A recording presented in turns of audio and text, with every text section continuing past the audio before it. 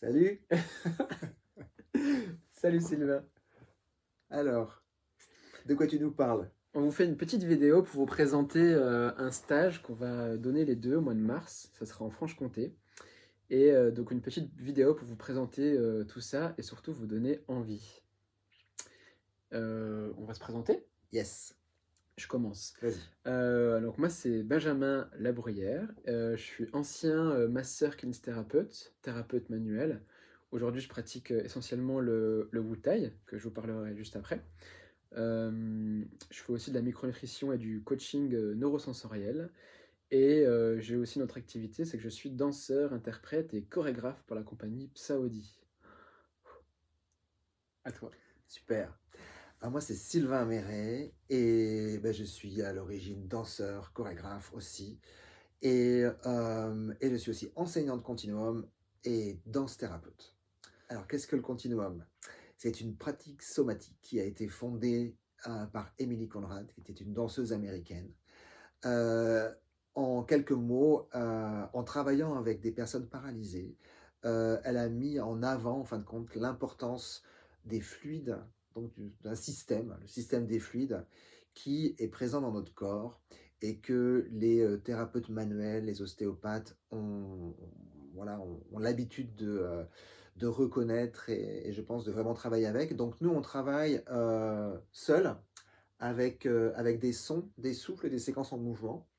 Donc le son, la vibration du son va activer et va mettre en mouvement, va amener certaines informations dans ces fluides et donc va faire bouger un mouvement intrinsèque, ce qu'on appelle un mouvement intrinsèque, c'est un mouvement intérieur dans les tissus, euh, dans toutes les masses de cellules, dans tous les différents fluides qui nous composent et qui vont permettre davantage de circulation, davantage d'échanges, davantage d'oxygénation dans notre système et va aussi permettre à notre système nerveux de se co-réguler, d'être davantage dans le mode parasympathique, c'est-à-dire un mode de régénération.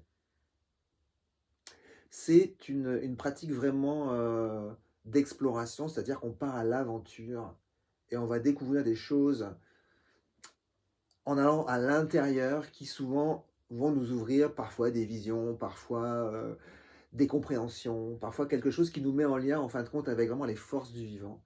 Et donc c'est une aventure. Au-delà d'être une pratique somatique qui fait du bien, c'est aussi quelque chose qui nous enrichit personnellement par l'expérience. Impeccable. Ça donne envie? Ça donne envie. Ok. Ça me fait déjà du bien. Ok, un petit mot sur le Wu Tai. Son deuxième nom, c'est l'ostéodance. C'est une pratique qui a été inventée dans les années 2000 par un kinésithérapeute et ostéopathe Roland Combe. Dans la pratique, ça se déroule au sol sur un futon. C'est habillé, contrairement à d'autres pratiques de massage. Et c'est un mélange d'ostéopathie, de fasciathérapie, de massage thaï et de médecine chinoise, et tout ça en mouvement. Il y a un côté dansé. Très concrètement, j'aime bien donner l'image de j'ai mon corps qui est représenté par un cercle, et le corps de l'autre, et on va faire des prises, des postures pour venir saisir le corps de l'autre. Et de cette saisie, il y a toute une phase d'autograndissement et de suspension. Je me suspends à la gravité, enfin dans la gravité, mais je me suspends dans le tissu, grâce au tissu de l'autre. Et donc, suspendu, accroché au tissu de l'autre, je vais me mettre à bouger, à danser. Euh, on va appeler ça un geste. Et je vais me perdre un petit peu dans ce geste, et dans ce geste, dans cette danse qui va se créer dans cette micro-mobilité. Cette danse va se propager dans les tissus du partenaire et aller là où il y aura besoin. Voilà pour le bout de taille. Super. Donc il y a déjà des choses qui sont communes en fin de compte dans ce rapport tissulaire, dans ce rapport à nos fluides, dans ce rapport aussi au toucher, qu'il soit fait par une personne ou le toucher aussi qu'on va pouvoir se faire à soi. Tout à fait. Et le Wu Tai, on pourra l'aborder à travers les lignes, les méridiens myofasciaux, peut-être sûrement du travail viscéral et également des motilités embryologiques. Et donc là aussi, il y a vraiment des points d'ancrage. Souvent dans le continuum, on va utiliser donc des motifs particuliers, que ce soit par exemple les activités cellulaires, que ce soit l'embryologie, que ce soit les développements moteurs. Donc on va Hmm, utiliser comme ça des thèmes un petit peu que l'on va explorer et qui vont informer, on va dire, l'expérience, qui vont donner un cadre à notre expérience. super. Concrètement, qu'est-ce qu'on va faire? Concrètement, on fait quoi? Concrètement, on va faire quoi? Euh, on va avoir des pratiques de Wutai, des pratiques de continuum, individuellement, et ensuite des pratiques où on va mixer, mélanger les deux. Euh, Par exemple, on peut utiliser certains sons, certains souffles dans la pratique du Wutai exactement. et voir comment ça va amener la personne qui fait le soin Mhm, ailleurs peut-être, ou la personne qui le reçoit ailleurs aussi. mhm. Je dirais presque qu'on pourrait que le continuum va être un support pour soutenir encore notre intention dans le voyage des tissus, dans le tissu de l'autre. Et une notion importante dans le continuum, c'est qu'on va chercher à dissoudre en fin de compte les tensions ou les compressions qui sont dans les tissus. On va ce qu'on Hmm, appelle dissoudre la forme pour retrouver euh, un état, enfin faire comme un reset en fin de compte, de retrouver un état de disponibilité, de perméabilité qui permet à l'information extérieure, qu'elle soit donnée par un thérapeute manuel ou qu'elle soit donnée par le biochamp ou la biosphère, disons les énergies de la nature qui composent, voilà, qui sont sur le plan terrestre, qui nous informent, qui nous nourrissent, qui nous permettent d'être en lien avec toutes les activités en fin de compte qui se passent. On est des êtres humains, on n'est pas des extraterrestres, enfin pas complètement. Et donc on est nourri et on est complètement aligné quand même sur ces énergies terrestres.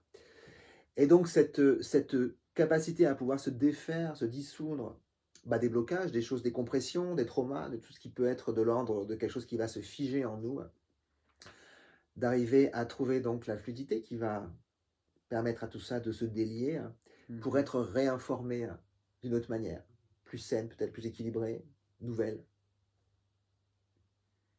Yes. Donc concrètement, du Wutai, du continuum, on va expérimenter, mélanger, chercher la rencontre de ces deux pratiques-là. Et il y aura aussi des temps un peu plus actifs, un peu plus bougés, un peu plus dansés pour venir mettre en mouvement toute cette Pimenter un peu expérimentation, tout ça pour pimenter, exactement, et se faire plaisir. surtout. Donc on est là pour quoi? On est là pour nous déjà, on est là pour soi, on est là pour prendre soin de soi, pour se découvrir, Mhm. pour ouvrir des perspectives, Se rencontrer, se rencontrer, apprendre des techniques, yes, expérimenter. expérimenter. Mhm.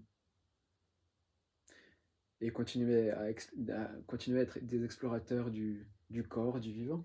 Ouais, à s'inspirer. Et donc, en fin de compte, c'est ouvert à tout le monde. Mhm. C'est ouvert aux artistes qui auront besoin comment je pourrais nommer, de nouvelles sources de créativité.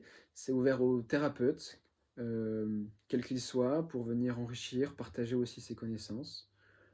Et c'est ouvert à toute personne désireuse de se faire du bien dans son corps, dans sa santé, dans sa tête. Donc, souvent, ce qui se passe dans une retraite comme ça de 4 jours, c'est que vraiment, on prend un temps et on va plonger Hmm. intérieurement, mais aussi extérieurement, parce que je pense que le cadre, c'est toi qui nous amène là-bas quand même.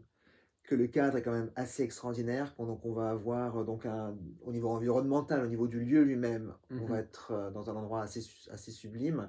Et aussi, il y a d'autres éléments, comme peut-être comment on va se nourrir aussi physiquement, qui vont aussi peut-être faire partie, disons, de ce soin qu'on va se donner à nous-mêmes. Yes.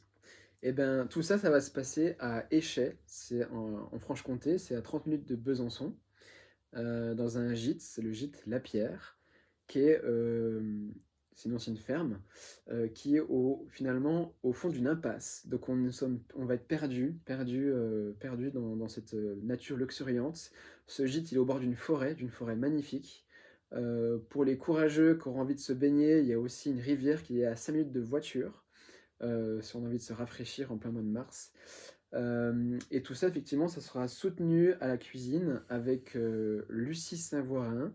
Le nom de son entreprise, c'est Naskaya. Elle fait une cuisine délicieuse, magique, au sens premier du terme, ça sera magique.